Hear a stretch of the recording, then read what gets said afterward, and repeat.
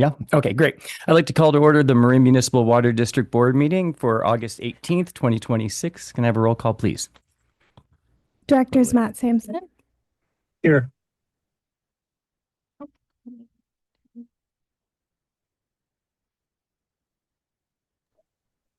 Here. Director Matt Sampson. Yeah, I'm here. He's unmuted, but we can't hear it.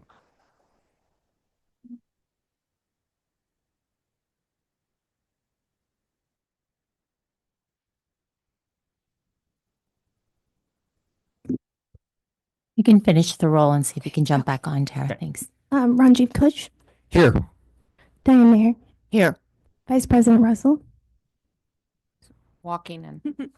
He just said here. Great. President Smith. Here. Thank you.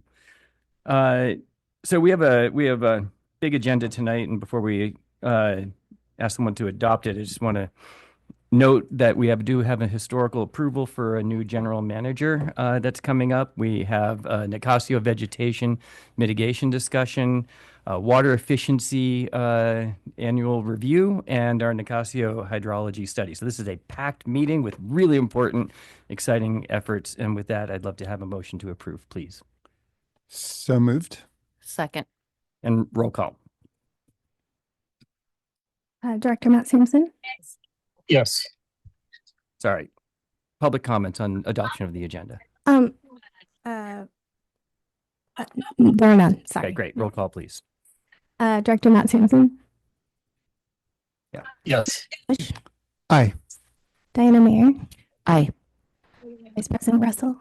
Aye. President Smith. Aye. Any public comments on non-agenda matters? Yes. Casey Breyer, you can approach the podium, please.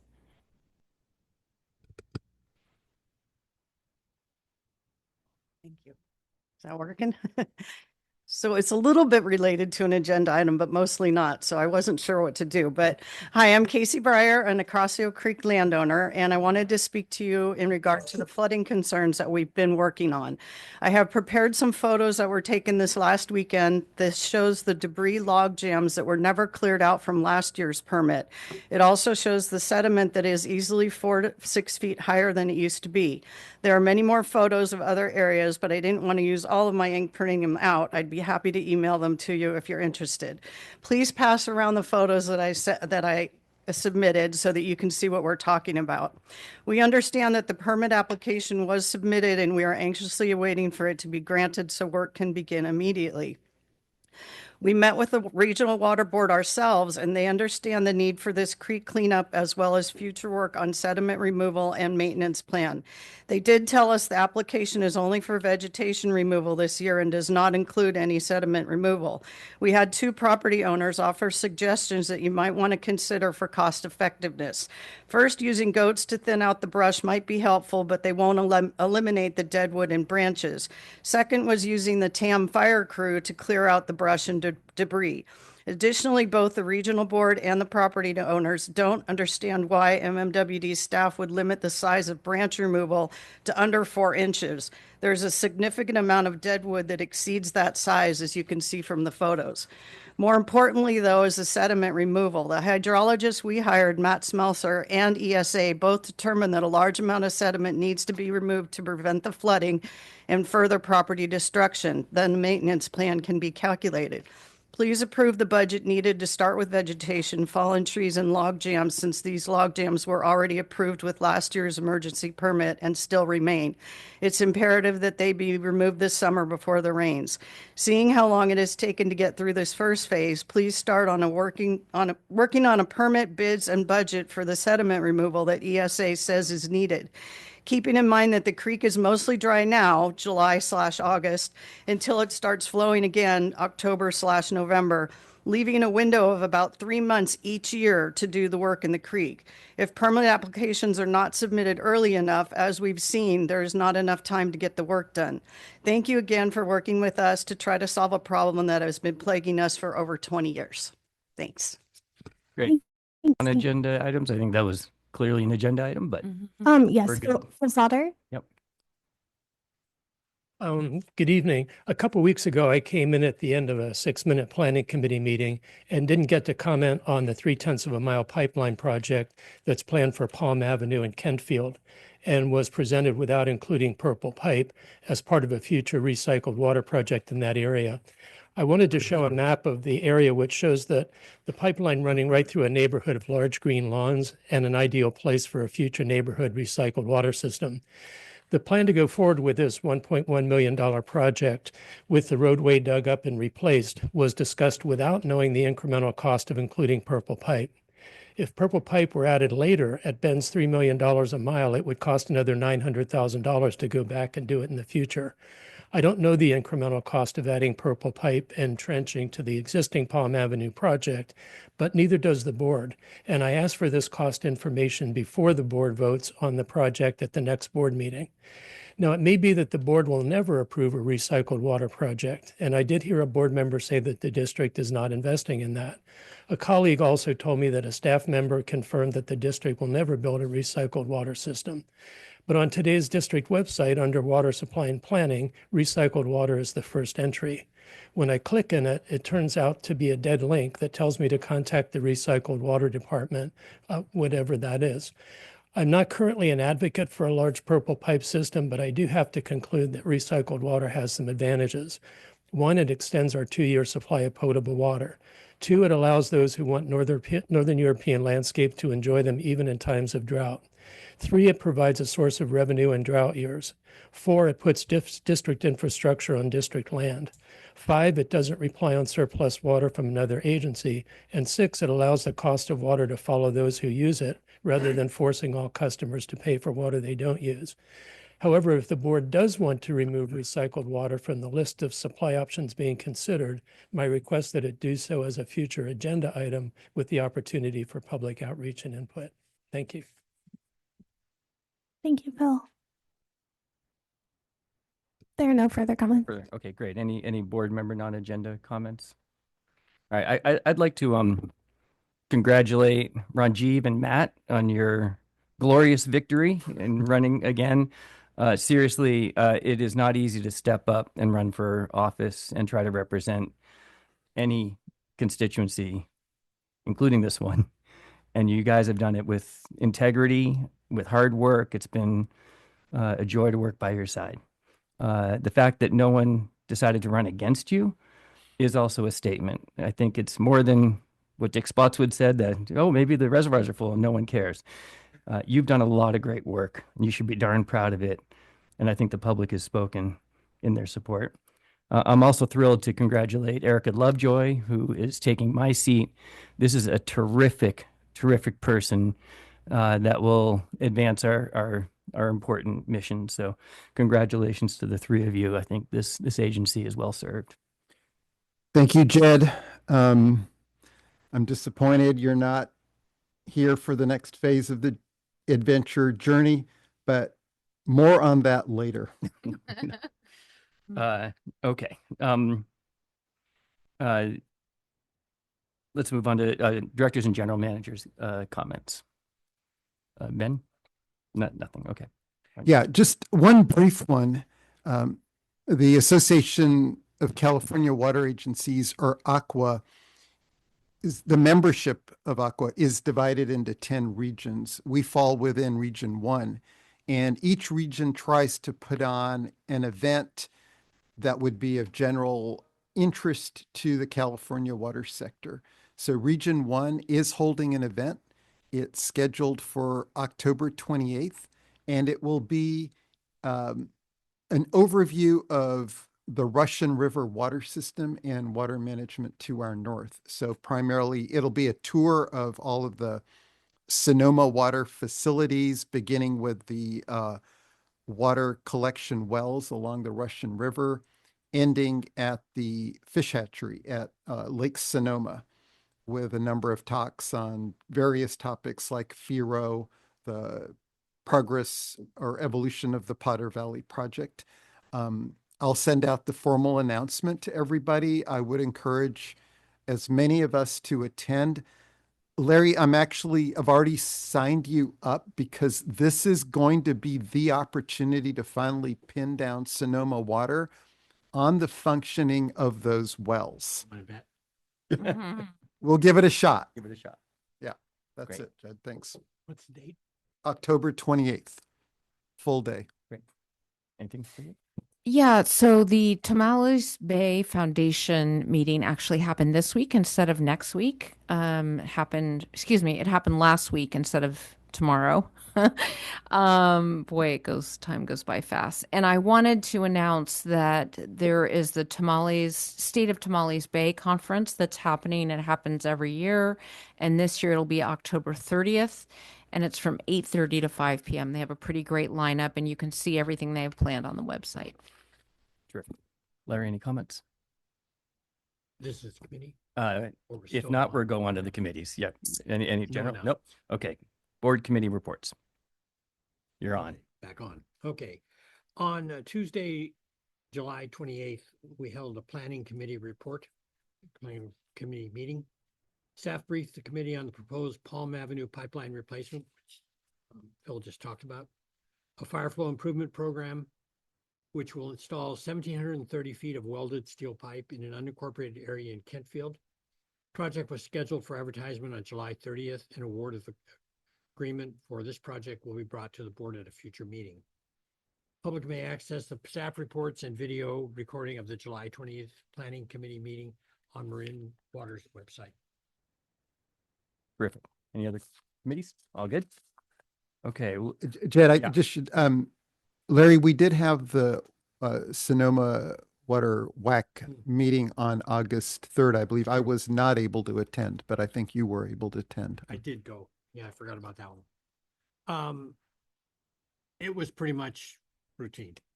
You know, they updated the small section on the biological Yeah, opinion. Yeah. opinion. Yeah. And probably the primary part of the meeting was Grant Davis's retirement announcement. So that occupied a fair amount of the meeting. And they talked a little bit about budget, nothing particularly enlightening, but that was kind of the gist of it. Summertime meeting. Yeah. Thanks. Great. Well, cheers to Grant, epic, strong leader, phenomenal partner for Marin Water during his tenure. So thank you for his service. We'll move on to our consent items. Can I have a motion to approve, please? So moved. And a second. Second. Great. Any public comments? There are none. Great. We're accepting the minutes from the last board meeting. We have the general manager's report, and then we're agreeing to contract with Stone Court 365 Holdings for remote data center and co-location services. Can I have a roll call, please? Directors Matt Sampson, Yes. Ranjiv Kush. Aye. Diana Mayer. Vice President Russell. Aye. And President Smith. Aye. Great. I feel like we should wait for Diana, but I'll slow roll this. For our regular items, item number 7A, we are here to review and potentially approve the appointment of a general manager and a new at-will agreement. There'll be an amendment of the existing at-will agreement. There's one item that we're going to pull and change with further clarification, which is that we are not proposing to proceed with the fourth amendment of the current general manager's contract. Rather, it's simply the intent of the board to appoint Sean Horn, and he will commence on October 1st, 2026, and Ben Hornstein will step into an advisory role, and at that time to serve out the remainder of his contract term. So the item going forward is just the appointment of Sean Horn and the approval of the new at-will agreement.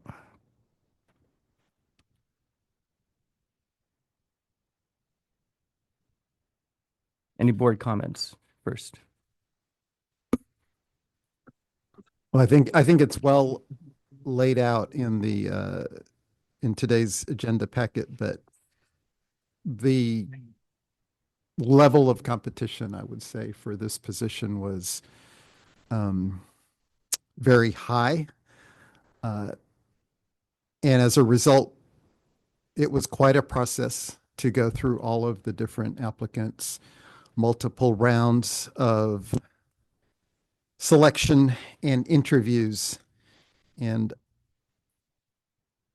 given all of that and the amount of interest in this position, I think it's hard to speak any more highly of the end result, which was Sean's selection. Sean, know that, you did an amazing job and you have inspired a lot of confidence in all of us to continue in this new position. Congratulations. Okay. Sean, yeah, you really kind of blew us away. And I know you're going to do a fantastic job. You've done a fantastic job in your role, and your passion for the position, the work that we do, it was really inspiring. And I have, every confidence you're going to do a great job. And I also want to thank our current GM, and who has been very gracious in this process, very flexible about kind of figuring out how we would do this, given that our candidate was internal. You will have big shoes to fill, but I know that Ben is going to help you get the lay of the land very quickly. And I just want to express my appreciation to both of you for your work in this process. Thank you. Welcome. I'm looking forward to working with you. Anything the board can do to help, just let us know. We're there to support you. And I think it will be a great adventure for all of us. You in particular. Well, yeah, Sean, this is a super exciting time for all of us, and I know it is for you and your family. This is a major commitment. We had over 56 people applied for this role, and we narrowed it down, and you rose to the top. Your focus and your diligence is exceptional. You are so bright and capable. We are all here to support you in every way that we possibly can. Your success is our success. For me personally, it's been a pleasure to work with you. From the Sky Oaks pods to going from the Department of Interior to the Army Corps of Engineers and walking the streets of Washington, D.C., talking about our important mission. And no doubt, as you roll down from Mount Tam to Nelson Ave, you are ready and fit for this job. I am particularly thankful for the process. It was exceptionally smooth. Gary was an outstanding consultant.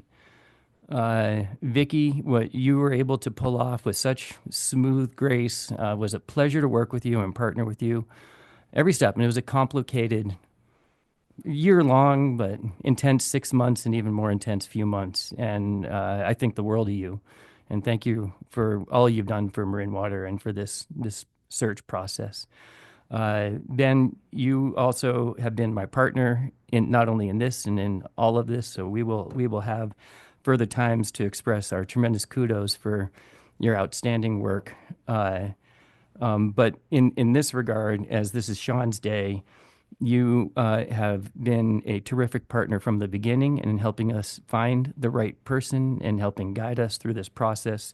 And it's not easy to be graceful in a transition like this, and it's so important. And so I'm very, very appreciative. I want to double down and thank Molly. You have taken the brunt of a lot of angst and energy. You've handled yourself so thoughtfully and so professionally. You know, I don't know if people understand how big your heart is in caring for the steady base that this agency deserves. And we are so incredibly lucky to have you. So thank you, really, for also partnering with me throughout this. But Sean, this is your day. And I'm really, really happy to have you here. The staff participated in interviewing. I want to, thank Alex and Brett and the representative folks who participated, but you absolutely rose to the top. So before we go to the final, to the vote, I'm going to ask for Sean and Ben to make some comments and then for public comments.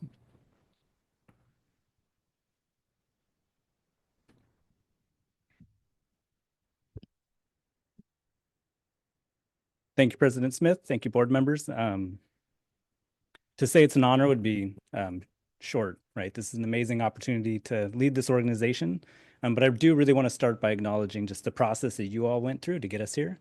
It was thoughtful. It was carefully planned.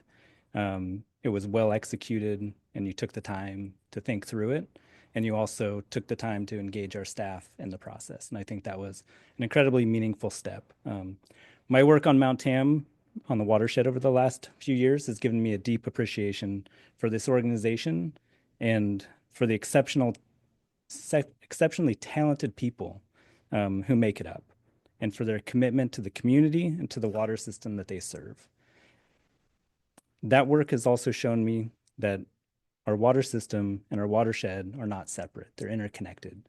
Our water system supports our community, and our staff are the heart of that system. And so I look forward to working with them and continuing to help provide this truly remarkable service that we provide to this community.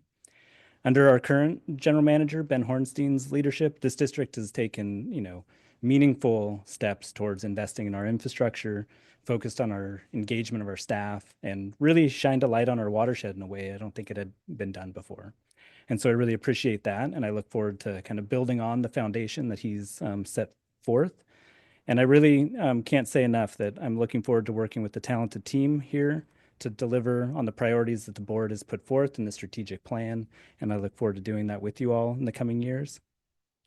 And this morning I started my day in Lagunitas Creek. We're doing some restoration out there, and it couldn't have been a spot better to remind you of what you're about to walk away from on the watershed, and what an exceptional opportunity that has been in my career to work on the watershed and to work on the projects and with the people on the watershed, some of which are here tonight.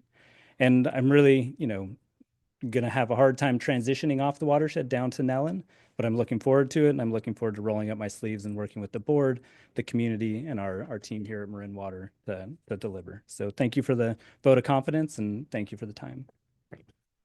Right.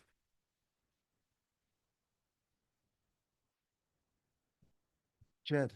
Yeah, Hornstein, General Hornstein, any comments you'd like to make? This is Sean's day, and I really don't have comments, but when I'm asked, I was super impressed with the hard work the board did going through this process, and just understanding and appreciating, at least from my view, that this is one of the most, if not the most important decisions a board makes. And the result of that process, I think your decision is incredible for the district. And I have such confidence in Sean's leadership in steering this organization over the years to come. Thank you. Terrific. Matt, I don't think we can hear you, but you can give him a thumbs up. Sounds good, Jed. All right. Matt is not shy with words. He'll reach out later. Great. Any public comments on this exciting historic moment? Yes, Larry Minikis.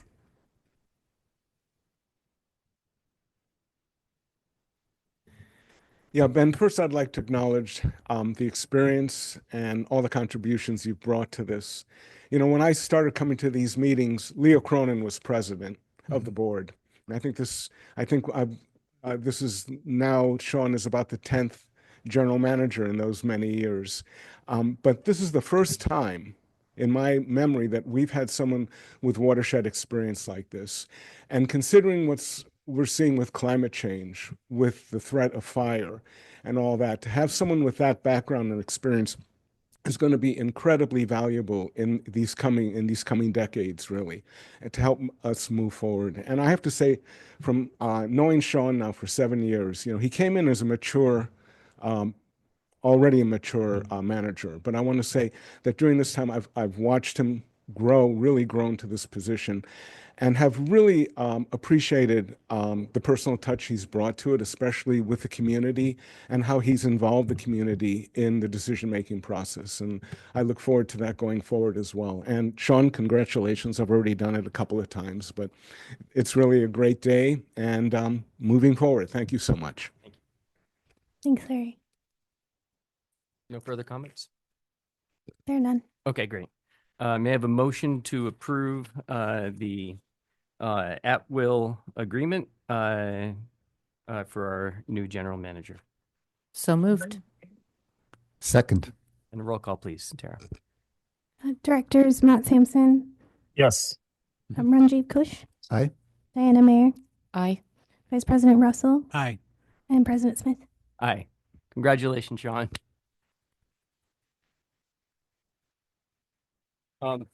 I was going to present you with a pen to sign, but then I was told that fancy pens you'd have to register, and then it'd be like a gift. And so I'm going to give you this beauty right here, a symbolic pen. But maybe I can donate one to the agency, right? And doesn't have to be a big gift. Okay, so here.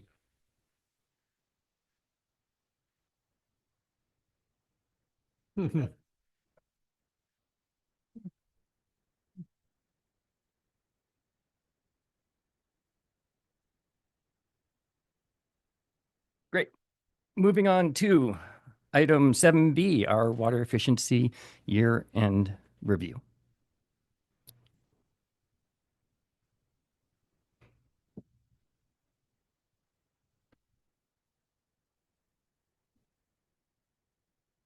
Ooh, that was so emotional.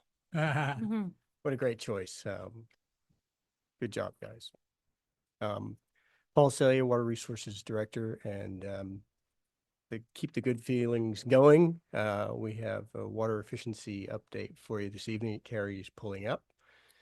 And I know Carrie is jumping on a plane tonight so she can get to a conference tomorrow morning. So we'll be speeding through this, but of course, this is your opportunity to ask any and all questions. So let's see if we can make her late for her flight tonight. Really. Thanks, Paul. All right, Carrie Pollard, Water Efficiency Manager. Good evening, everyone. So this is our annual year in review where we look at the master plan, our goals, how we're doing, what we implemented last year, and take a glance at what we're moving forward. So starting with the master plan, again, it establishes some specific goals. We'll look at those as a reminder, and then we'll jump into the annual reporting. So how much participation did we see in each of our programs? What are the water savings, our per capita that we're tracking as well? And then we'll look at some of the activities from last year, take a close look at our marketing and outreach campaign, specifically around our turf program, and then close up with some looking ahead and some key takeaways. So in summary of the Water Efficiency Master Plan, this is a 5-year plan that was adopted in 2024, and it establishes strategies to achieve the maximum practicable water savings. So we think, well, what does that really mean, right? We have to remember that we used our incredibly high levels of participation that we had during the 21-22 drought as a benchmark in establishing the goals for this master plan. And so they were all intentionally meant to be aspirational, right? We didn't want to just, do status quo. We really wanted to push and drive program savings and innovation as well. And we'll see that this is a path we're continuing to move down as we implement the master plan. Thinking about the strategies within the master plan, there's really 5 key ones. Technology and data, right? Making sure we use the information we have available to make informed decisions. Updating our policies to align with any new opportunities.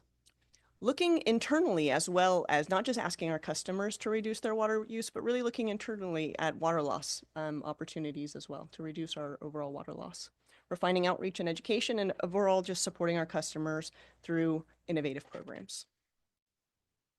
So this is a screenshot directly from the master plan. So in 2023, when this graph was developed, we were projecting a pretty steep rebound, and it may have seemed at a glance now, it seems completely, unreasonable based on what we've seen for demands for the last few years. But at the time, it made a lot of sense.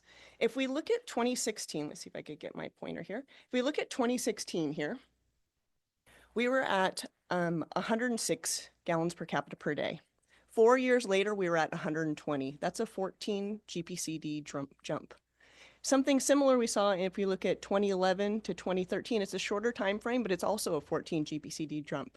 And so that's what we projected looking from 21 to 25, right? So it made a lot of sense at the time. And when we see our per capita, current per capita use, you'll see that, well, we were way off, and we've definitely met this goal. We've are well below 114 in 2026.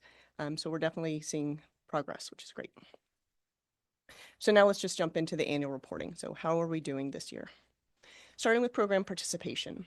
So some of the really key standouts here were CAPS, which were double what we projected, and smart irrigation controllers. Another one is the rain barrels, which is really shows the success from our partnership with EO, where they give us the barrels and then people just come and take them, right? It's a really easy turnkey program that's really driven our high gallons for rain barrel installations. Where we're lacking, laundry landscape, gray water, it's not for everyone. We know that. It takes a lot of work. There's a lot of maintenance. It's just a hard, if you want it, and you're going to get it, right? But it's not for everyone. Another one that I see where there's a really good opportunity is the non-functional turf. We only had 5,000 square feet last year, and I have a couple of slides later on about non-functional turf, so we'll discuss that. So what we do each year is we take our actual participation and we plug it into our model. And within that model, we have the estimated water savings, we have the number of years we think those water savings will continue through, and that provides to us the ongoing savings for our programs. So looking at fiscal year 26, our cumulative savings is 648 acre feet. You can see where the majority of the savings are attributed to there as well. What I think is really important here is when we think about these cumulative savings, in 2022, we incentivized 350,000 square feet of turf. And we're continuing to see the savings from that installation year over year. And that's really does help really drive the savings that we're seeing. But we think that looking at non-functional turf and, continuing to move towards our goals, that we're going to continue to see some of those, this great value added to the community through our water savings, ongoing water savings. And here's our GPCD tracker. Looking at 2022 forward, you could see there was that start. We were seeing a rebound. We were just at every slight year increase. And then 2026 data comes in and it drops back down. And so we could think about, well, why is that? Is it rates? Is it weather? Is it community engagement? There's probably a combination of many of those things. But nevertheless, looking at the widget savings of 648 acre feet is fine, but it only tells us who participated in our program. It doesn't tell us what's happening in the community. When we look at GPCD, it really tells us what's happening in the community, and demands are down. Mm-hmm. So love to take all the credit, but it's likely not just turf rebates. All right, moving on to fiscal year 26 activity. So what did we do last year? We started with we'll start with the eco-friendly garden tour. Very successful garden tour this year. We had the largest number of Marin registered attendees to date. This has been going on for about 15 years, so it's really exciting. We offered a new bike route option in collaboration with Marin County Bicycle Coalition. So they created this route and we posted it for folks to download. And we were really excited about these new sites and how beautiful the gardens were, that we hired a professional photographer to get some new collateral so we can continue to grow, what we will have comms use for future outreach material. Looking at grant funding. So we had the Bureau of Reclamation's Water and Energy Efficiency Grant that was awarded in 2024. It was the $700,000 grant, which amongst other things increased our turf rebate by 68 cents per square foot. That grant funding is ending at the end of, or excuse me, at the beginning of October, pending an extension. Sonoma Water has requested an extension from the Bureau, but we don't know if we're going to get it yet. So regardless, once the grant is done, our rebate amounts will drop back to what they were before. So $1.50 for standard, $3 for best practices, and then $4 for the best practices plus the stormwater feature. And the stormwater feature is funded by McStop. So that's outside funding as well. Just to let you all know that we also applied for a new grant that wouldn't come into play until FY28, but it's about $83,000 for additional turf. It would increase our turf rebate by 75 cents if awarded. So we're hopeful to continue to pursue additional grant funding as, you know, those opportunities arise. Looking at non-functional turf. So this is a regulation that the state has adopted, and there's compliance years on the fourth bullet point down. But the state went through every water utility or every urban water utility and determined which parcels have non-functional turf. And then they sent us a GIS layer and said, here are the areas that we've deemed non-functional. You guys handle notification. So what we had to do is take that and match it to service numbers, which seems like, you know, so simple, but it's no small feat. So we were able to do that easily for about 300 sites. And we sent all of those sites letters that said, hey, the state says you have non-functional turf on your property. Let us know what you're planning on doing about it. Here's the regulation and the rules and what you need to follow. We have gotten some traction for some people taking us up on our rebates from this. The property right next to the yard across the street here, they're going to take out their non-functional turf. We had an HOA that actually allowed us, they're going to do a success story, and they've allowed us to document the process. So we have some really great photos that can help educate others on what they would need to do to address non-functional turf on their properties. But some of them are telling us, no, it's actually functional, and we're documenting that. So as we move forward, eventually the state will have a system for compliance. And so in the meantime, we just need to track that. We didn't want to wait until 2027 when it came into effect to start telling people about it, right? We figured we might as well get going on it now. What is the state's definition of functional versus non-functional? Yeah, so it's basically if you're only walking on it to mow it, if it's a play field, right, a recreation field, a park, that kind of thing, it's functional. Yeah, but it's really going to be what the site determines for themselves, and they have to then take it up to the state. They need to tell the state what they're, you know, if there's a median that people sit on for a parade and that city thinks it's functional, they're going to need to take that to the state, right? What about golf courses? Golf courses are functional. Yeah. The whole thing. Yeah, because it's recreation, right? Yeah. Gary, how many of the 300 sites that you were able to identify with a customer, how many are remaining? How many additional sites did the state identify that we haven't? So it's by polygon, right? So if you've ever worked in GIS, so now we have to link the polygons to the parcels, and there's a handful, there's probably about 5,000 polygons that we haven't been able to either link to a parcel, because if you've ever looked at county parcel data, the parcel boundaries don't actually match exactly where they should. So there's a lot of polygons that are not in a parcel that we need to then go and clean up. And that's kind of that will continue to correlate the state's data and in different ways, right? Best ways that we can. But right now, all we have is the 300 we knew for sure, and the rest we're just chugging through basically one at a time to say, well, this one is associated with this parcel, send them a letter. Do you know if they used AI or a person? They use both. Yeah. So it was AI initially. It sounds like AI to me. Yes. Yeah. One, the bottom bullet point I'll just mention, we are developing an irrigation equipment program. This was something we brought to the board last June. It's just been really slow going to get a manufacturer to work with us. We just got the agreement this week, so we look to see that being available to our customers soon. And what it would be is that when they say it's functional, we say, great, here is a program to help you make that functional turf irrigated efficiently. If you're going to keep it, let's make sure it's watered correctly. Kind of thing. It's a great idea. Moving on to new resources. So we created and published a landscape design vendor list. This is so when folks don't know who to hire locally, we have a list that's been vetted. There's currently 10 firms. We continue to get one or two every month or so. We'll get another one. So we add them to the list as well once we've vetted them. That inspired us to look at a plumber repair vendor list as well. Hiring a plumber can often be a challenge for folks to figure out which plumber is the right plumber for them. So we offered a training in June, and now we're going through qualification so we could do something similar, just trying to provide resources for folks in a more meaningful way. And then we did a quail training, which is our qualified water efficient landscaper training.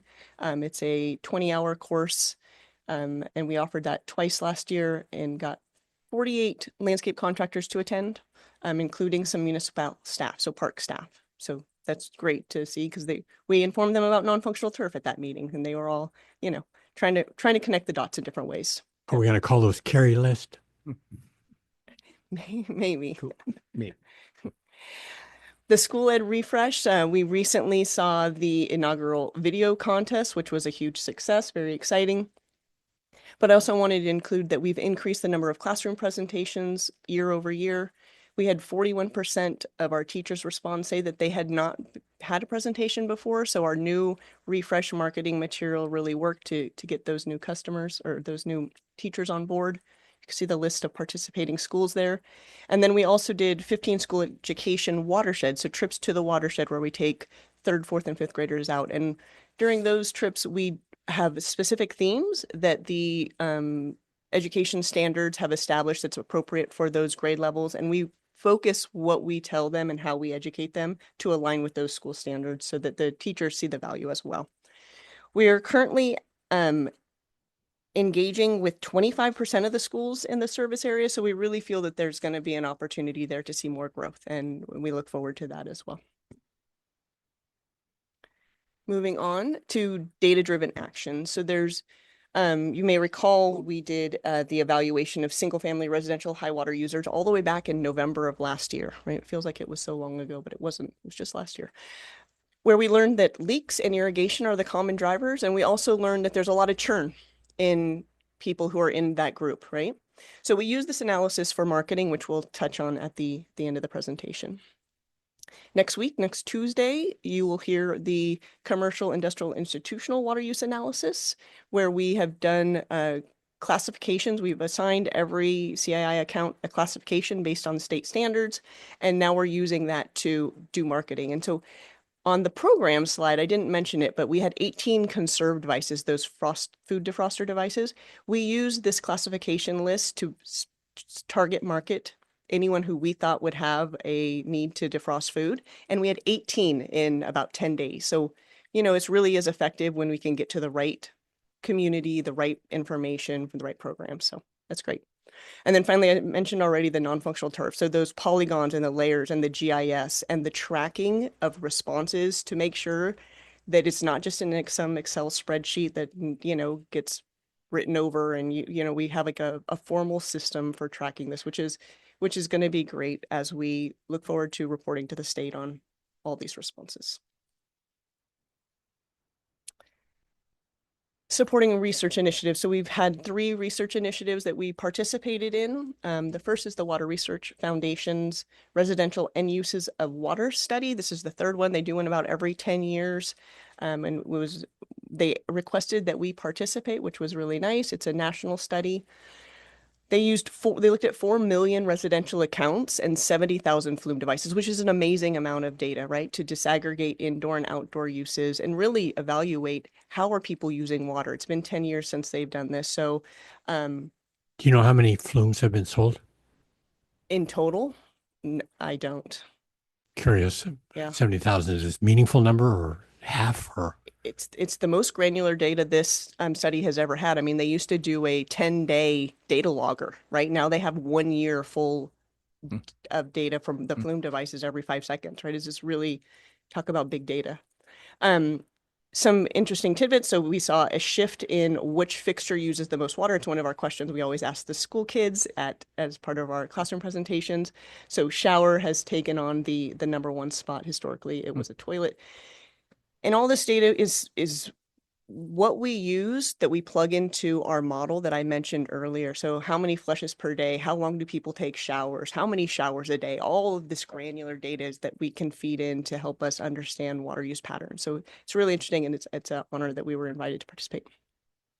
The next one is DWR's working group for SB 1157.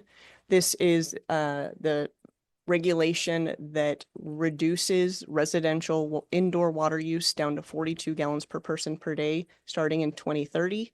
So the state adopted this regulation, and now they're going back and they were charged with doing an benefits and impacts evaluation. So it's already been adopted, but they're like, okay, now let's look and see what are the benefits and the impacts to see if they need to change it, essentially. So when you think about recycled water, you have less water going down the drain, you have less recycled water being developed or available for use within the communities, and locally not such an issue, but statewide definitely for some communities it is, and it's something that they need to consider, and they haven't, not to date. So we are currently at 36 RGPCD, so I think we're sitting pretty, but nevertheless, that's happening and we're part of it. Finally, the Alliance for Water Efficiency's Best in Class Smart Practices for Residential Landscape and Irrigation Programs. They reached out to us and recognized 3 of our programs within that Best in Class document. So just another way that we're being recognized by our peers for the good work that we're doing within the community. We have a new program. Well, it's actually kind of a repackaging of an old program. We're calling it Pre-Sale Water Assessment for New Home Listings. So we get folks who move into a new home, they get their first water bill and they say, oh, that's not my use, that was the last people. Then they get their second water bill and it's still really high and they're thinking, what's going on? And they'll probably make a change or two, right? And then they get their third water bill skyrocketing and we get the call. So we're trying to get ahead of that by repackaging caps, working with realtors. So when new homes are listed, we could go out. Usually it's the home's empty, which makes it kind of a quick turnaround time, right? Not answering a lot of questions from the homeowner, et cetera, where we can give them an irrigation schedule. We can tell them where their zones are on the property, what their pressure is, you know, what their estimated water bill should be, like just kind of set them up for success up front. So it's just kind of a repackaging of caps, which we were really excited about, and the realtors are as well. So more to come on that. And then finally, we are exploring a new collaboration with the Land Resilience Partnership. So this is a group that has been funded by DWR to expand to a number of various counties. And what they do is they offer a site-specific opportunities analysis. So they go either to a school or a home, whatever the site is, and say, here's all the things you could do that would make sense for your property, whether it's rainwater, or taking out your lawn, or home hardening for fire response, stormwater, etc. And then they package all of the rebates that are available for those actions together and help the homeowner prioritize which action should be done first, so they don't install a new garden and then need to put a big rainwater tank in and drive through their new landscaping, right? So just kind of help do the hand holding on prioritizing actions within a site. Have you given any thought about approaching the seller to incorporate those kind of things as a sales point? Yeah. So we don't care if it's buyer or seller realtor. But usually it's the buyers who end up calling us, not the seller. So yeah, we understand. I mean, Yeah, your yeah. description was good. You know how Program. they get the message. Mhm. But of course, that's 6 months down the road. It is, and that's why we're trying to get ahead of it, right? Up brilliant. front. Yeah. Love it. Where'd So you get the idea? staff was telling me that someone who just moved in called freaking out about their water bill, and I was like, there's got to be something we can do to just, Great thinking. I wonder if there's any other agencies that do that. not that I've heard of. That's Yeah. really cool. Yeah, we'll Pass submit that it as best in class. Yeah. So this Land Resilience Partnership, they have some really great design tools and design guides and toolkits to help people understand like what their landscape, how it could change their landscape. And they're pursuing Prop 1 funding that's being left on the table to expand to Marin. So we look at it as really they're just they're marketing our programs for us, like, you know, helping people go out and get turf rebates and rainwater catchment, et cetera. So we think it's a good opportunity pending the grant funding reassignment to us. All right, marketing and outreach. So we had 3 priorities this last fiscal year for marketing and outreach around turf.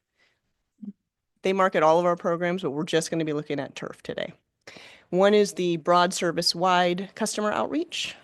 One is more of a narrowed targeting to anyone who has more than 50 square feet of lawn, which might seem kind of small, but we just had to pick a number and that was the number we chose. So if they have any lawn, basically they're getting notifications from us.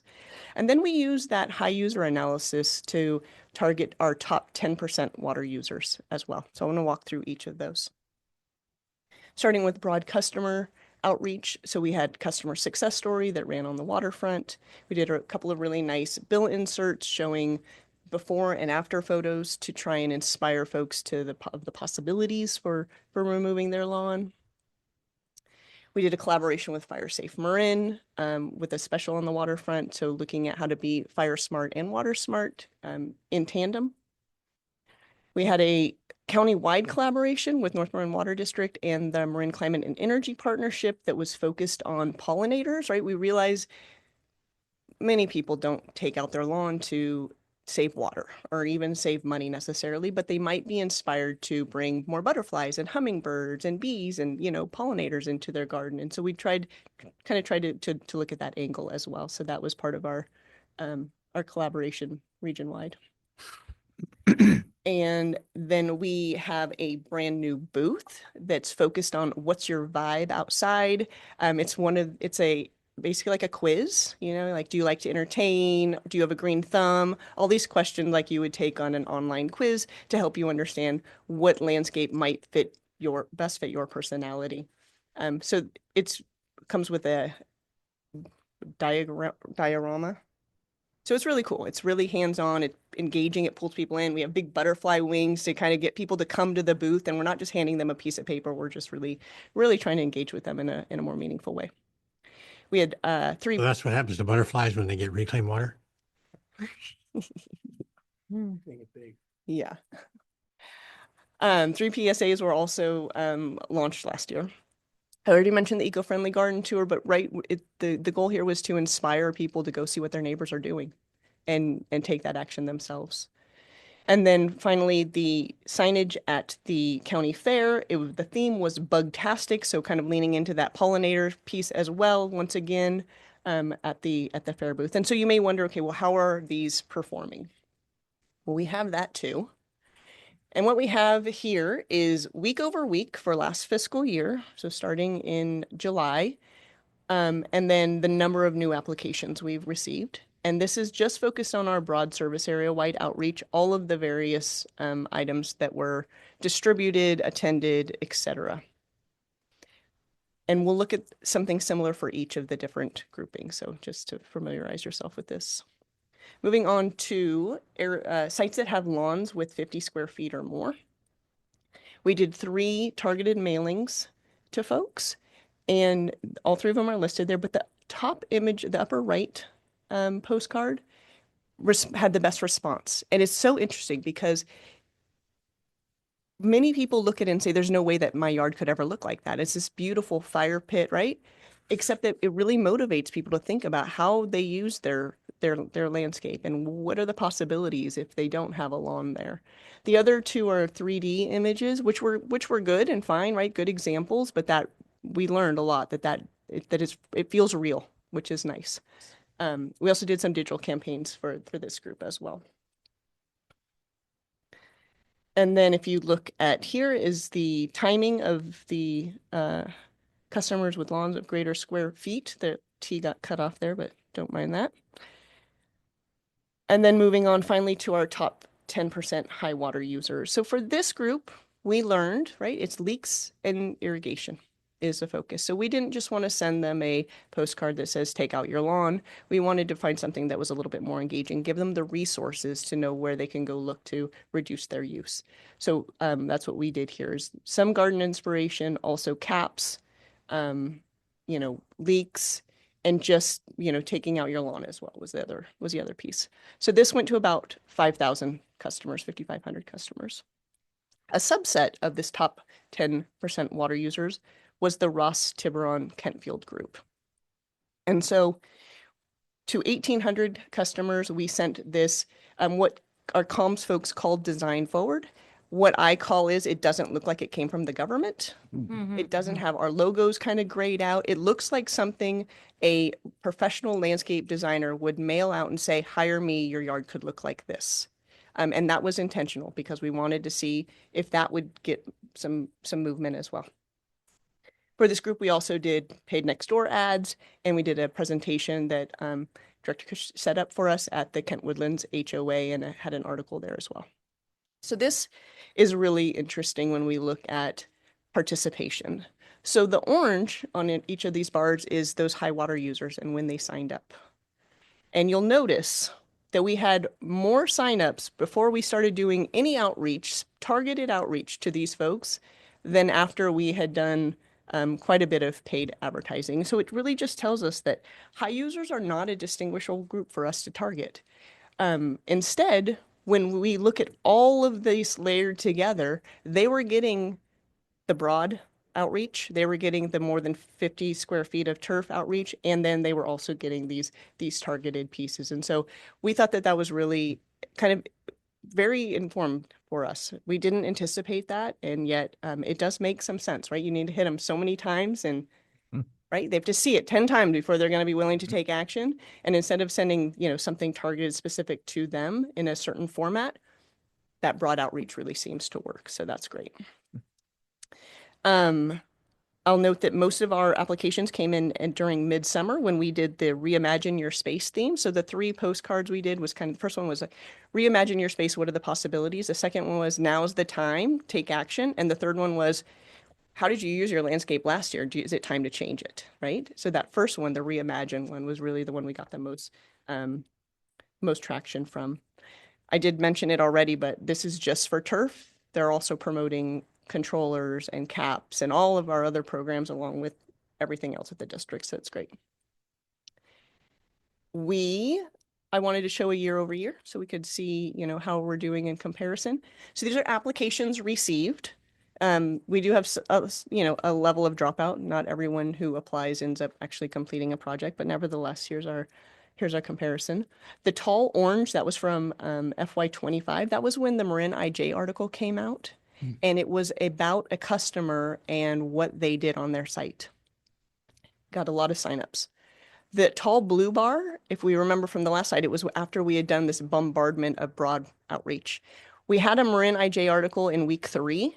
It didn't result in any increased participation, but it wasn't focused on a customer. It wasn't personal at all. It was about stats and, get a rebate.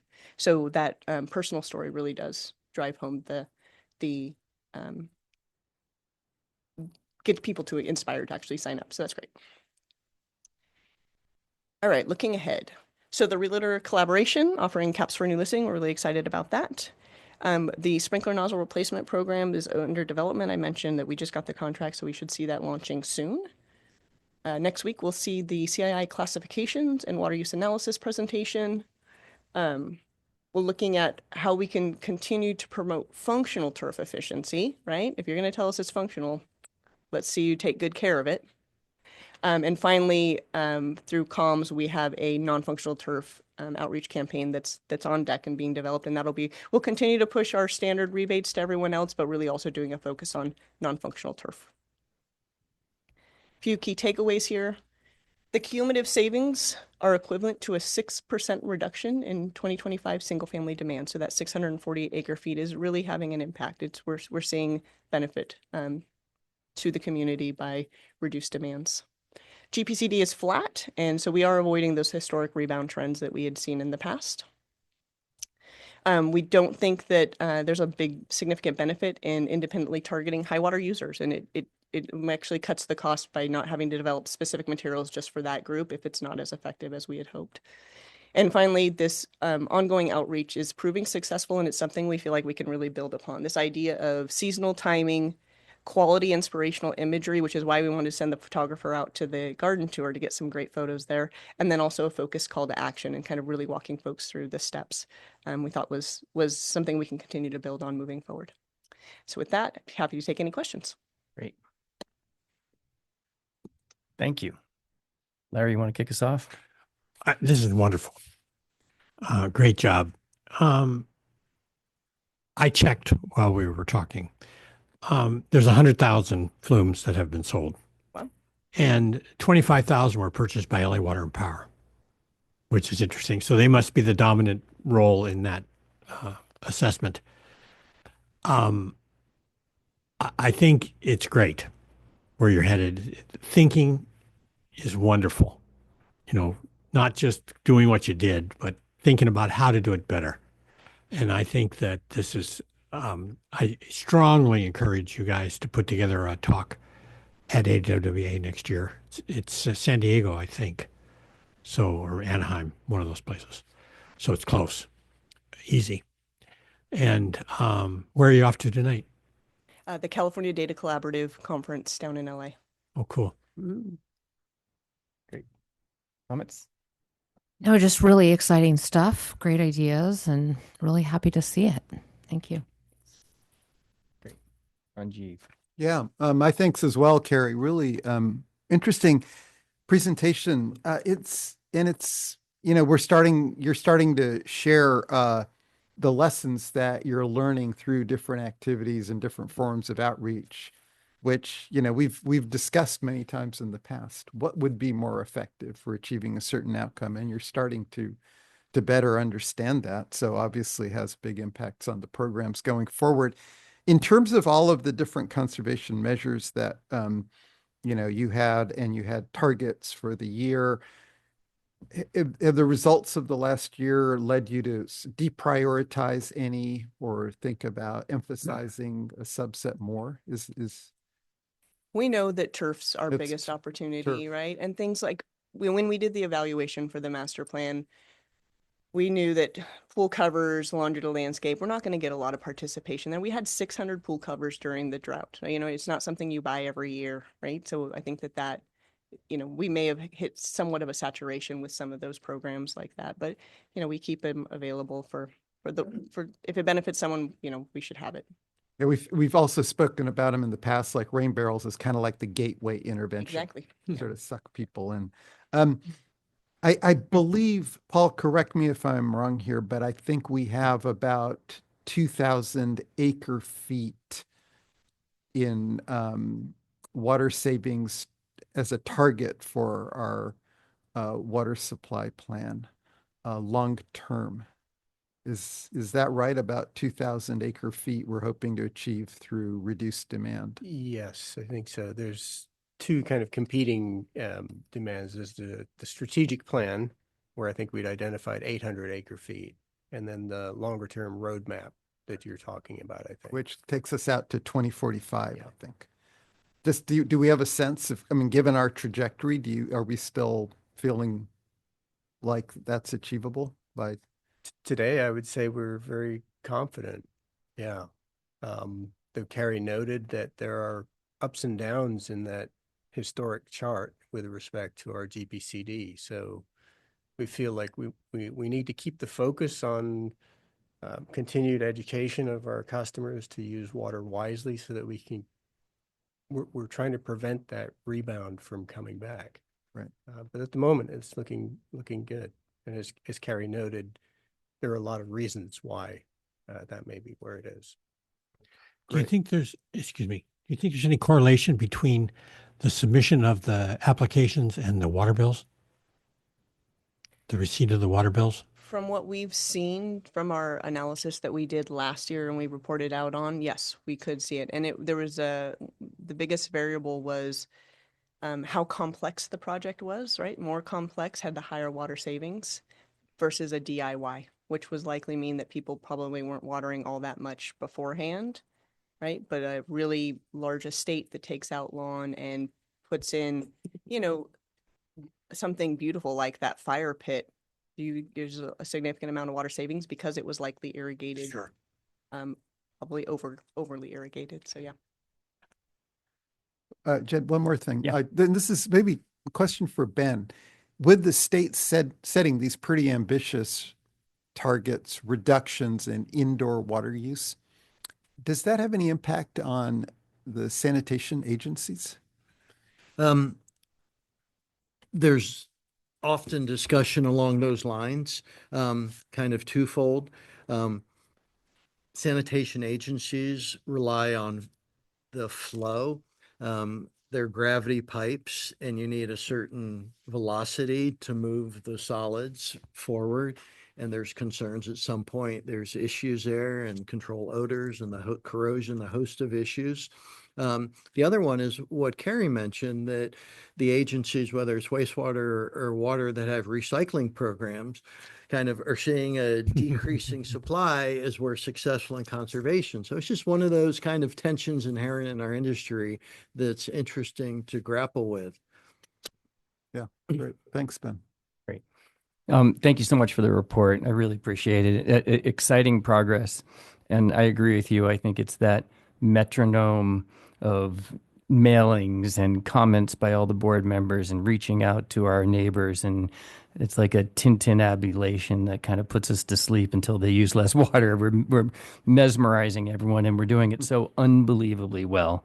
I'm very appreciative of your having folks to get access to master gardeners, like in Mill Valley, Pam Fisco, Sarah Stuckey Coates, Kate Weil-Smith. They're people that have reached out to me, appreciating that you now have those opportunities for folks to both get work, but also for our customers to get access to ways to save.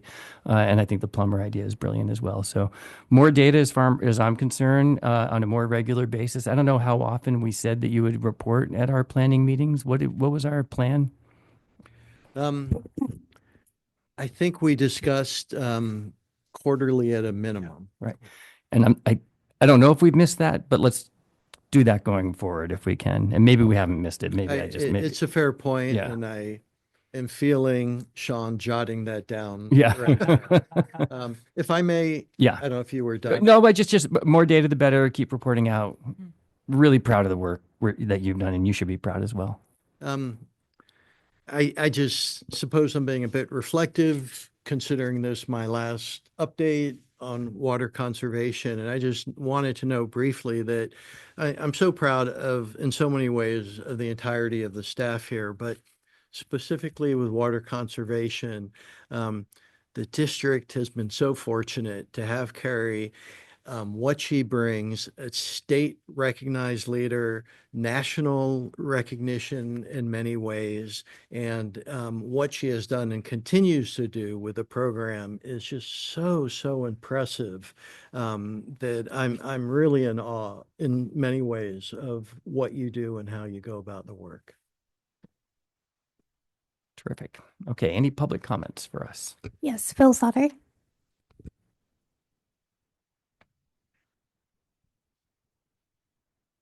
Thank you very much for the presentation. Two things really stand out for me and make this the best water efficiency presentation I've seen in the past 3 years of following potable water conservation in Marin. First is the setting of specific numerical goals for water efficiency, and second is the targeting of programs to the specific customer groups and usage patterns that are likely to yield the greatest results in the shortest time. Thank you very much for that focus. In terms of projected future water savings, I'd like to better understand both the baseline and the amount of future savings we can achieve from that base. It looks like we're starting from a baseline number of 120 gallons per capita per day, which was our level in 2020 before the last drought. And from there, we're projecting a 12% decrease to 106 gallons per capita per day by 2045. But we did already drop from 120 to 100 gallons per capita per day in 2021, the year after the drought. And we held that number again in 2022. Usage patterns changed in those 2 years after the drought. And it seems like it would be interesting to dig into that data and find out how specific customer groups reduced their water use by 17%. We often talk about rebounds after a drought as something that just happens, but those rebounds reflect changes in customer behavior. And we have the data that will tell us who rebounds and who doesn't, and when that rebound occurs, summer, winter, all year long. And that understanding, I think, will let us take action that could minimize future rebounds. With regard to the 800 acre-feet savings goal for the next 5 years, I'm really glad to see a stake in the ground. It provides measurable results for measurable costs. I'm not sure that 800 acre-feet is the optimum number, but it's a good place to start. Looking at it one way, our current residential customers, I think, use about 4,000 to 5,000 acre-feet of potable water annually for outdoor watering. So an 800 acre-foot reduction would save 20 to 25% of that water annually. It's enough that you could see those results with the naked eye. On the other hand, there is currently a statewide target on non-functional turf for non-residential uses, and residential use could come next, especially after the next drought. I think we'd be doing our heaviest users of potable outdoor water a favor if we could help them reduce their use before future mandates kick in, especially if we were to provide the heaviest outdoor users with a recycled water option. We may be able to increase our water efficiency goals in the future years. Again, many thanks to staff for the targeted water efficiency plan presented today and for the excellent results today. Thank you. Also, I don't see the clock, but I did want to mention Director Russell's comment that as a pre-sale idea to talk about a home that's already water efficient. I think that's a good idea. And Director Sampson has a great relationship with the Marin Board of Realtors, and perhaps that could be passed along as a selling opportunity for a new property. Two directors coming together. Thank you. Wow. Great. Thanks, Phil. Thank you. There are no further comments. Okay, terrific. Well, no action required here, and thank you so much for coming forward, and we'll see you again very soon. All right, moving on to our next item C, which is our Nicasio Vegetation Management 2026 plan. Have a Paul, good trip. you're at it. Again. Thank you. The Nicasio Vegetation Management 2026 project is a follow-on from the emergency work that we conducted out there last year. This project seeks to essentially restore capacity of the creek to be able to convey flood waters. So the work is going to occur over about 3,850 linear feet of the creek upstream from the reservoir and into the 100-year water surface elevation in that creek. So we'll be going through that area, removing vegetation of a certain size. There's some characteristics that we have to meet in order to continue to provide shade for the creek area, which, the critters and so on out there depend on. So it's not like we can go out there with big equipment and just bulldoze the whole system. We're going to be going through this in a thoughtful way that supports the ecology of the creek and that's allowed by the permits that we're applying for, one from the regional board and one from California Fish and Wildlife. This is an action item for the board this evening. Just want to point that out. The work, just a little bit more detail on there, will be all hand tools and crews going through there and taking out this material. And the idea is that, vegetation in these areas essentially acts as roughness in the channel and will kind of occlude the flow, causing it to spread out even further. So if we can get this work done, we'll improve the flow characteristics and reduce any likelihood of potential flooding upstream of the reservoir. The recommended action tonight is for the board to approve the Nicasio Vegetation Management 2026 project and authorize the anticipated budget not to exceed $1,054,760, which does include a contingency. And I would say it is the upper limit of what we're expecting this work. This work could come in significantly less than that, but this was the estimate that ESA provided after looking at a range of different similar projects, but in different areas throughout the Bay Area. Do they have a vendor in mind? We have on-call staff contracts that we may choose to amend, but we'll be coming back to the board, I think, September 1st, hopefully with an award of contract for this work. So this is really just authorizing the funding for this work. And because it's unbudgeted, we're asking the board to approve the use of the capital reserve to increase the budget appropriations by the $1,054,760 for this work. And I'll happily take any questions. Yeah. Want to go? Sure. Yeah. Thanks, Paul. The work is obviously important. We've heard about it from many angles, but Paul, just remind me, I don't think we've received the permits yet from the Correct. Regional Water Quality Control Board. And Correct. And that's what we're only asking for, the funding authorization to generally approve sort of the concept of the project tonight. Okay. And how will we approach sediment buildup in the creek? So this is, I should have said, thank you, Director Kirsch. This is the initial phase of work that we'll be conducting. We'd always planned to try to do some work early in 2026.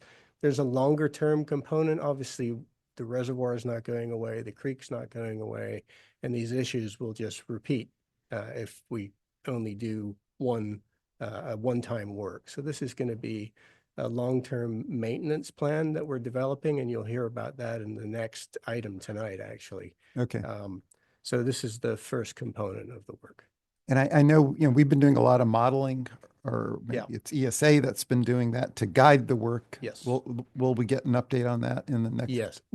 Well, in the next item, again, it's really authorizing funding and an amendment to ESA's existing contract. But we do plan to bring the board a full update with, the monitoring plan that will be required as part of this vegetation work and as part of the long-term maintenance work as well. So we'll be bringing the board an update on that. Great. So, okay, just last point, just to confirm then, all the work for both vegetation management as well as sediment, it is guided by the model that we're developing with ESA, so Yes. that we're ensuring that each activity is going to have ideally the best maximum impact Correct. on flooding risk. Yes. Okay, great. Thank you. Thank you, Paul. I just wondered if, particularly in light of the comments earlier today about the timing and the length of time that was required to get this off the ground, if you could speak to that a little bit, and if there was anything that could have been fast tracked or not, in your opinion. Can you talk a little bit about that? I think we did lose a few weeks across the summer. People are out on vacations. There was a time where we wanted to meet with the regional board, and there was literally one day and one time where staff were kind of crossing vacations, and we needed to have that meeting. We were able to get it, but we had to wait a week in order to do that. So I think there are definitely some efficiencies we could have improved upon in this process. That said, we're not at the conclusion of the process yet. So I think there's still plenty of time for us to have a successful outcome this year. I think we need to stay tuned in terms of judging the process rather based on results rather than the process itself. Sure. Are you anticipating any issues with getting those permits? It seemed like not from the memo, but.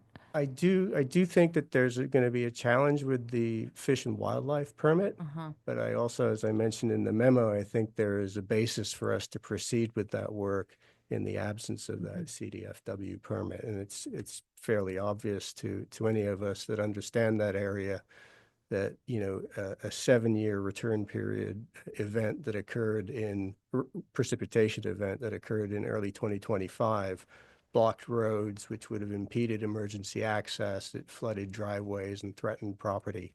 So I think we have a good case to meet all of the conditions of an emergency permit, but we would like to try and see if we can get a permit through the regular channels, just to make sure that we're addressing any of CDFW's concerns in terms of the environmental impacts that we may have through this work. I would add one last thing, and that is I forgot to mention this work that we're talking about, the vegetation thinning, is CEQA exempt, and there's a presentation on that in the attached staff memo as well. Just on that point, Jed, if I could, I mean, we had to go through the work as well to create the basis for the CEQA exemption. So we've done a lot of work. It's not the lack of the work. Right. It's the response time from the agency. They just don't have the staff. There are other what they would consider higher priority items in front of them. So we're sort of in line at the moment with CDFW. Bigger fish to fry, perhaps. A couple of questions.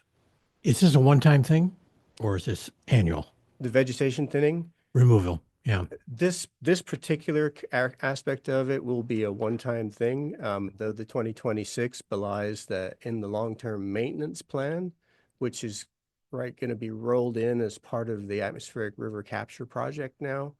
because it's on a similar timeline, it's in a similar area, and we're doing a fully EIR on the atmospheric river capture project. And these long-term, the long-term maintenance plan will involve significant sediment removal and additional vegetation work. And I think, yes, there will be periodic maintenance activities that involve vegetation thinning and even sediment removal in years to come. Is it possible to get an annual permit that renews itself? That's what we're going to seek to do as part of the long-term maintenance plan. That's why these are sort of separate. So we can do this work this year. Sure.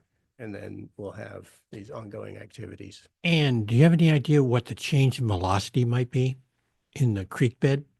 As with a these- result of this, Yeah. I don't have the velocity, and we're not really, in this case,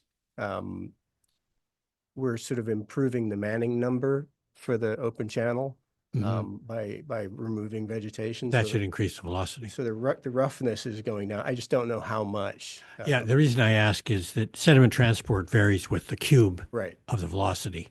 So in answering your question, if they can pick up the velocity, they're going to have a big impact on sediment transport. Now, that doesn't get rid of it, that just puts it in the reservoir, but at least it gets it out of the creek. Now, a lot of this will be, as I say, in the 100-year floodplain of, Right. of the creek. So the vegetation. One more thing, El Nino likely to have impact? Well, I think as Lucy was here a couple of weeks ago talking about the strong El Nino signals that we're seeing for this winter, our particular geographic location, it's very hit and miss in terms of the impact of El Nino. So we've seen very strong El Nino rainfall years, and we've seen less than normal. So it's hit and miss for us. I would say it's going to be a lot more impactful for LA and for, the Sierra. Historically. Yeah, historically. Yep. All good. We already approved a fairly significant budget for this area, right? Was that was $9 million? Or for the atmospheric river capture project? I believe for Nicasio So, and Halleck Creek. Yeah, no, the Nicasio work that's been approved so far has been, I think, on the order of $750,000. And that was for, as Director Kush was talking about, developing the models, helping us figure out what the permitting might be for this vegetation state project that we're looking at today. And then collecting all that data to support the model last year, if you recall. Got it. And I guess I'm sure you're aware that we have a 3-month window to get this work done. Correct. We do this a lot, right? We're We- all over our watershed. We do. We yeah. do. All right. Well, no doubt there's trust to be built with this community, and more communication, the better, I think would be good. So thank you for this, and I'm supportive. Any public comments? There are none. Okay, great. This is an approval item. So may I have a motion to approve, please? So moved. Second. Roll call. Directors Ranjiv Kush Aye. and Diana Mayer, Aye. Vice President Russell, Aye. and President Smith. Aye. Great, thank you. That passes, and then we'll move on to item 7D, which is our professional service agreement with Environmental Science Associates, ESA, for Nicasio hydrologic study. Great, thank you. So this is amendment number 2. So the hydrologic study that ESA were doing, we just talked about, the whole purpose of the study was for us to be able to develop the management actions, one of which we just talked about in the prior item. That's the vegetation thinning. The long-term maintenance work, which is going to be the initial sediment removal. So over the last 25 years or so, there's been no maintenance activities on the creek. So that sediment has built up, and we need to remove a significant portion of that sediment. So there'll be a significant portion of sediment work that gets done as the first stage. There'll also be some channel widening near the reservoir, so that we can, again, accommodate more of that flow in a wider area. As it gets closer to the reservoir, you can't go deeper because the reservoir will just fill it up. So we widen the creek in order to be able to increase the capacity there. So that's going to be the first stage of the long-term maintenance plan. The next component of that will be developing monitoring and triggers. So when is it that we need to go back into the creek to either remove vegetation or do maintenance activities and remove more sediment? We need to establish some triggers for that so that we can establish what our resource needs are for this. So ESA will be doing a lot of that work as part of this amendment. We're also, as I mentioned earlier, rolling this work into the ARC project description. So it's going to become part of the ARC project. And in order to do that, we have and because of the significance of this type of work and the extent of it, it needs a greater and deeper environmental analysis. If you remember, the ARC is a full EIR, so we'll be doing pretty much a similar set of analysis for this proposed long-term maintenance plan.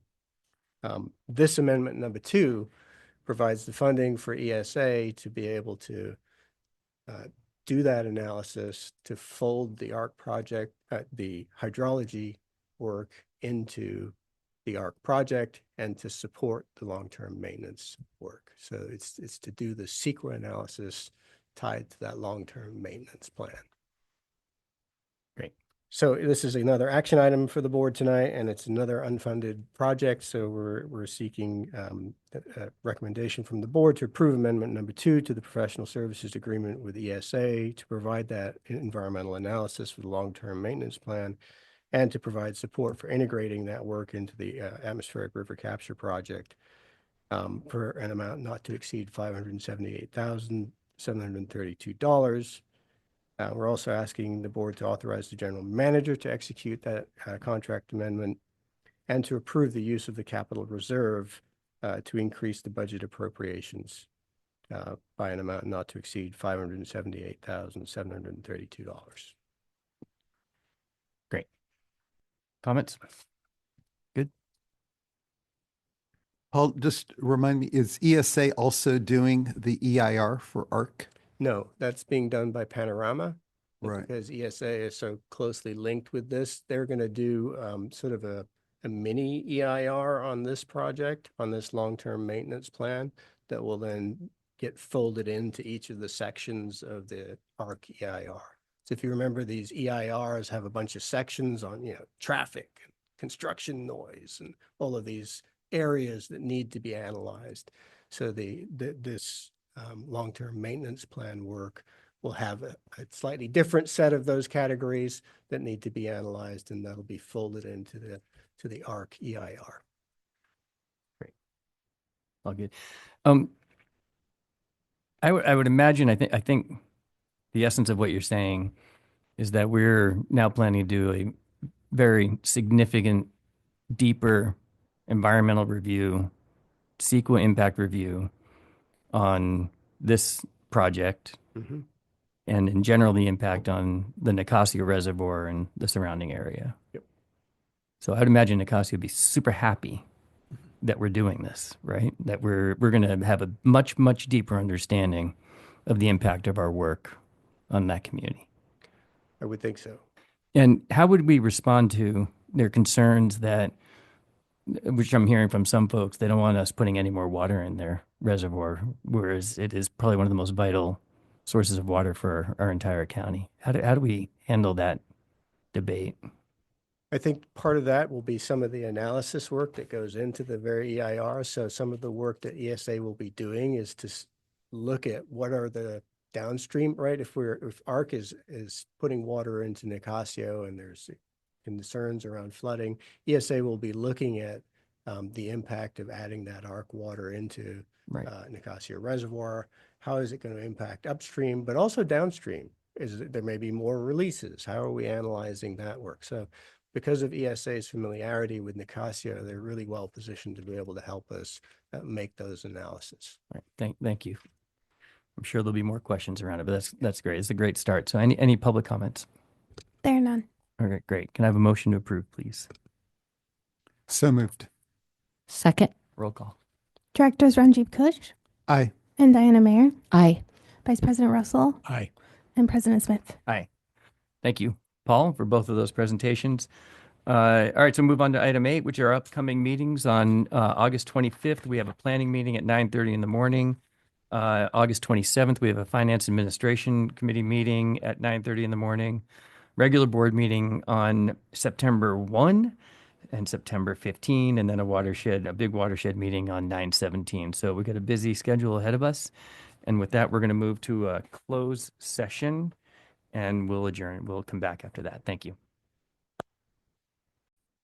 We can get you into. Okay. Now recording. Feeling left We out. just returned from our closed session at 7:46 with no items to report. Meeting adjourned. Yeah, thank you.